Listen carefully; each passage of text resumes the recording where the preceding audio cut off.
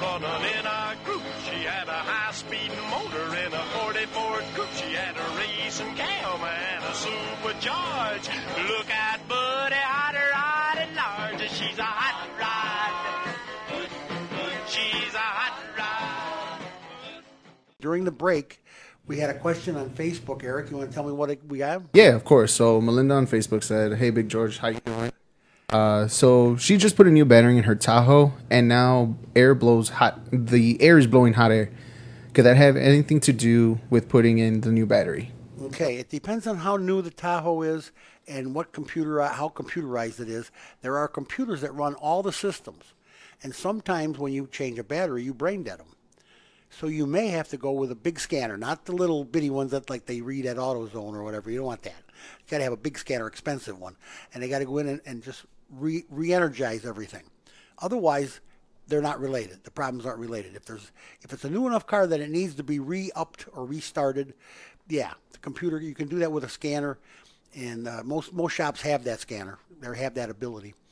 You can go in and get it re-upped and have it done. But if that's not the case, if it's not that new, I don't know how new it is, then of course you have a problem with the air, and that's on its own. You're all on your own with that. That's a different system. It is electrical though. There is electrical involved there, and they all run through the body computer. But of course, part of the body computer talks to the air conditioning computer. Ronnie plugged into one the other day, a car.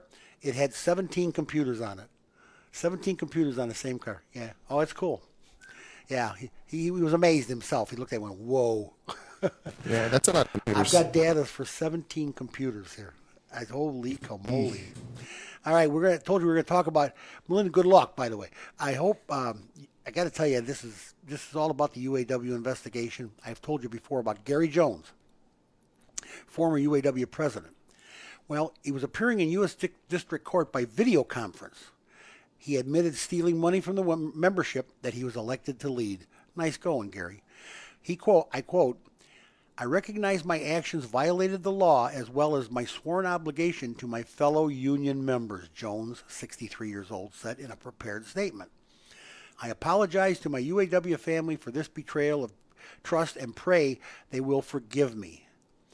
In pleading guilty, Jones promised to cooperate with investigators as they continue to probe the union for financial impropriety. Let me just tell you, if he's going to cooperate, heads are going to roll. U.S. Attorney Matthew Snyder, who leads the investigation, has indicated the probe is not yet complete and has not ruled out a potential federal takeover of the union. They've done this before with different unions. The UAW president, Gary Jones' quick guilty plea today, "We move to a new phase of Justice Department investigations of the UAW," Snyder said in a statement. It's coming on. And this for all my buddies out there that are still golfing. He also agreed to forfeit a set of Titleist golf clubs seized from his home that prosecutors say he bought with UAW money. Expensive little devils, yeah, as I recall. I used to golf a lot. Yeah, he took his money wrong, he did it wrong, and they caught him. And now he's gonna rat everybody out, it sounds like. Yeah. All right, we all know what's been going on this last week. We may as well just get that 800-pound in the room and sit down and talk about it right away. Dealerships across the country continue to be targets of vandalism and theft amid sometimes violent protests sparked by the death of George Floyd in Minneapolis last week. Stores from Los Angeles, from the Los Angeles area to St. Louis to Philadelphia are impacted by incidents Monday, bringing the total number of dealerships damaged or that have experienced looting to more than 20, according to Automotive News. Now in Chicago, Toyota on Western General Manager Ray Kuchaba told Automotive News that more than 30 cars were stolen from the dealership over the course of Sunday and Monday. 30 hot Toyotas running around. "We were able to find a couple of our cars, but there are a lot of them missing," he said. 30 cars got, ooh, they grifted 30 cars. I love them. Detroit 3 executives Wednesday vowed to continue to take a stand against injustice and to be leaders in creating more inclusive workplaces and communities. General Motors CEO Mary Barra, Ford Motor Company Executive Chairman Bill Ford, and Fiat Chrysler Automobiles North America COO Mark Stewart were part of a group of 9 leaders from some of Detroit's largest companies who spoke against racism and injustice during their media event there. GM, Ford, and FCA's message to the event were followed by letters sent to employees in recent days, in which the company committed to creating awareness and taking action on racism and discrimination following nationwide protests all over the death of George Floyd. Yeah, it's not good. Mary Barra said, there may not be a precise roadmap toward inclusion, but that's not an excuse to not work on it and to not try. So rest assured, the car business is involved. They're doing the right thing. They're jumping on it. They're gonna try and make things right for people, and it's going to be right for people of all colors. That's just the way it should be. God bless. That has to be that way. Come on. All right. Well, some ugly results of this virus. Fiat Chrysler plans to cut a shift at the minivan assembly plant in Windsor, Canada, and will begin offering hourly employees buyouts beginning Monday. In a pair of Facebook posts, Unifor, that's the UAW's Canadian brothers, Unifor Local 444 said the automaker still intends to eliminate the midnight shift on July 13th and that its members will have about 15 days to decide whether to accept a buyout. The third shift elimination of July 13th is still slated to go, Unifor Local 444 President Dave Cassidy said in a post made Thursday.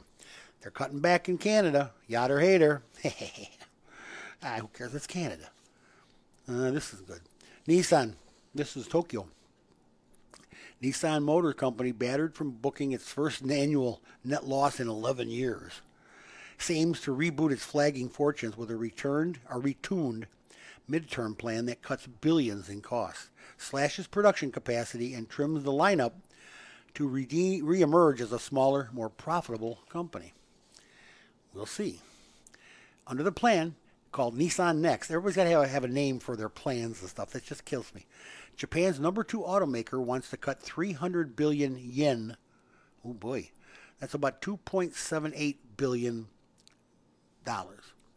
in fixed costs and reduce global production capacity from 7.2 million to 5.4 million vehicles. Nissan will continue to close plants in Indonesia and Spain and realign its U.S. production footprint. So they're going to eliminate a bunch. They're going to trim the fat is what they're doing. That's exactly what they're doing. Here's another fun one. I got a couple more fun ones. TrueCar will eliminate 219 jobs during their restructuring. TrueCar will eliminate more than 30% of its workforce in a restructuring prompted by the coronavirus pandemic and the wind down of a key partnership with USAA Federal Savings Bank this year. The Santa Monica, California Vehicle Listing Service said Thursday it is cutting 219 positions across all departments, effective July 31st. The company had 709 full-time employees as of December 31st, according to its most recent annual report. The layoffs are expected to reduce staffing expenses by roughly $35 million annually. Whoa. That's heavy duty. Whew. Well, if there is a bright side, and there is, employees affected by the downsizing will receive 13 weeks of base pay, along with an extra week of pay for every year of service beyond 1 year. This is what Darrow told, what's his name, the guy, the boss up there said, Mike Darrow, CEO, told the employees. The company will cover the cost of COBRA health insurance benefits for all laid off employees for the rest of the year and will offer career coaching and assistance through 2020. So I guess they're doing the right thing. I mean, it sounds like they're doing the right thing. I guess. I mean, at least they're not throwing them to the wolves. Frankfurt, Germany. I like Stuttgart better. German auto supplier ZF Friedrichshafen, oh boy, plans to cut up to 15,000 jobs, or around 10% of its workforce, by 2025 as a result of the slump in demand, according to their company memo. ZF which helps automakers develop gearboxes and hybrid drivetrains, said in an email to employees that half of the 12 to 15,000 job cuts would be in Germany. The company employed 147,797 people at the end of 2019, and they're cutting 12 to 15,000 of them. Yahoo! And most of them be in Germany. It looks like, though. I don't know how many are here. I don't know if there's any ZF employees here. I'm not sure, but it is what it is. Yeah, Blue Indy. Yeah, the ride-sharing company in Indianapolis. They are gone. They're done. It was announced at the end of when it announced the end of operations. Blue Indy said it had 11,000 members who had taken a combined 180,000 trips since 2015, but claimed the service still wasn't profitable. This is a ride-sharing service. Now, they've been trying ride-sharing for how long? The approximately 90 stations are owned by Bolor Group, while the underlying electrical infrastructure spanning 400 parking spaces is owned by Indianapolis Power and Light, according to the Indy Star paper. The city has until September 21st to decide whether they're going to buy those charging stations from them. Dozens of electric cars from the defunct Blue Indy company, car sharing, are being sent to the scrapyard as the city of Indianapolis decides what to do with the charging stations, according to local news. So in other words, they're going to the crusher. The little bitty electric car sharing cars, they're small. I mean, I saw them. They're little like maybe a Chevy Fit or whatever, Honda Fit, something like that. They're small, but anyway, they're going to the crusher. So the Indy car sharing service is finito. Union leaders at one of Ford Motor Company's largest U.S. assembly plants say that the automaker has not consistently followed the protocols it created to keep workers safe since restarting production last month. UAW Local 249, which represents more than 7,000 workers at the F-150 pickup and transit van plant at the Kansas City Assembly Plant, better known as CCAP or KCAP. Yeah. Kansas City Assembly Plant, said on Facebook that it planned to file safety complaints over failures of the company to follow COVID-19 protocols and to provide safe working conditions for our members. The local said plant management has failed to properly screen workers for symptoms of the virus and adequately clean work equipment. Of course, Ford disputed the local's claim that the plant is violating any company protocols. I got to tell you, I've been in this business a long time. I got a couple of good buddies that either were or are a suit up here at the big plant, Ford plant, and I've talked to them, and they say, you would not believe how clean that place is. He says they are wiping everybody and everything down, testing people as they come into the plant. I don't know where the union gets off on that, unless, of course, that one plant in Kansas City is not doing their job. I don't know. But Ford's got protocols, and they are stinky. They are they are sticking to them big time. We have some stopgap measures going on. In the second week of production after coronavirus shutdown, the Detroit 3 aimed to find a balance, keep factory floors from spreading infection while racing to fulfill orders from dealers that are desperate for inventory. They don't have any cars. Nobody's got any cars. All three companies have had confirmed cases of the virus within their plants since they reopened May 18th. But because of new guidance from the Federal Centers for Disease Control and Prevention, in most cases, they have been able to disinfect affected areas with much shorter stoppages than anticipated. Still, the UAW continues to advocate for mass testing within the plants. I'm telling you, that's one of the things they're going to have to start doing is just testing every day as they come in. They got to find a real cheap way to test them. And I mean, take their temperature for one thing. If you got symptoms, you should stay home. Call in, say, hey, I got the symptoms, man. I'm staying home.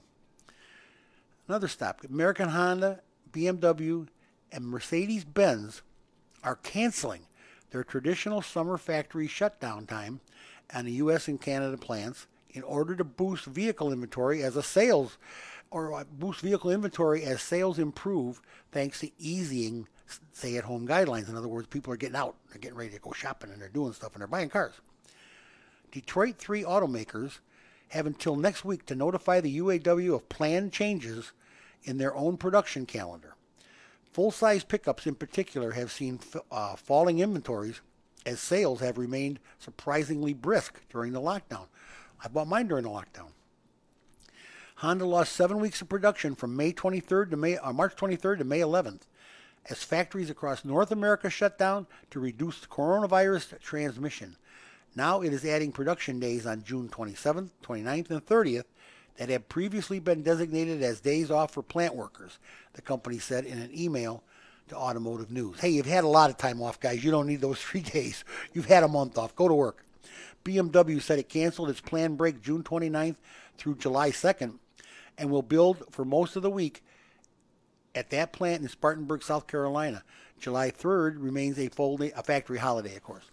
I'm telling you, you guys have been off a long time. Just go to work, will you? You don't need they got to quit. They got to quit shutting down.